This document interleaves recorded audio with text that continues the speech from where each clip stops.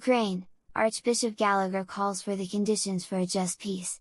The Secretary for Relations with States and International Organizations is in Ukraine until 21 July as the Pope's envoy for the 35th anniversary of the renewal of the structures of the Latin Rite Catholic Church. Archbishop Paul Richard Gallagher has begun his visit to Ukraine as the Pope's envoy for celebrations marking the 35th anniversary of the renewal of the structures of the Latin Rite Catholic Church. As announced by the Secretariat of State on its X account, at Terzologia, the main celebration will take place on Sunday 19th of July, at the Shrine of Our Lady of Mount Carmel in Berdichev.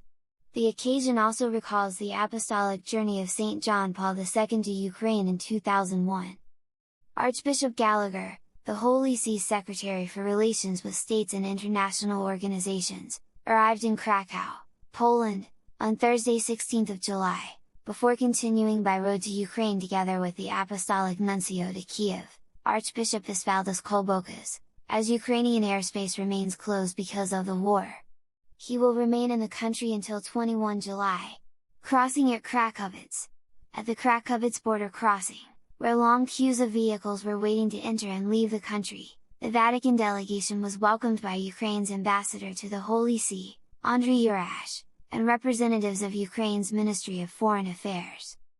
The delegation then traveled to Lviv, a city whose historic center was added to UNESCO's World Heritage List in 1998. Founded in 1256 by King Daniel of Galicia and named after his son Lev, the city has architectural and cultural influences from different periods of its history. Lviv has also been affected by Russian attacks during the war, most recently at the end of March 2026. Restoring peace to this part of Europe.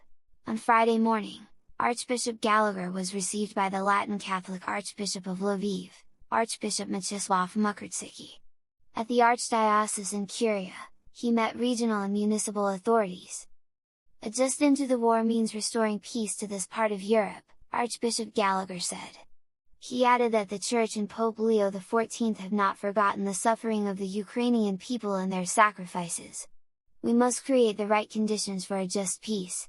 At 9 a.m., a moment of prayer and silence was observed in the chapel for those who have lost their lives in the conflict.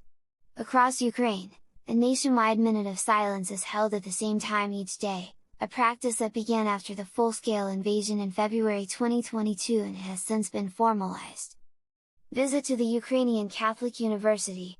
Archbishop Gallagher then visited the Ukrainian Catholic University, which has approximately 30,000 students enrolled both on campus and online.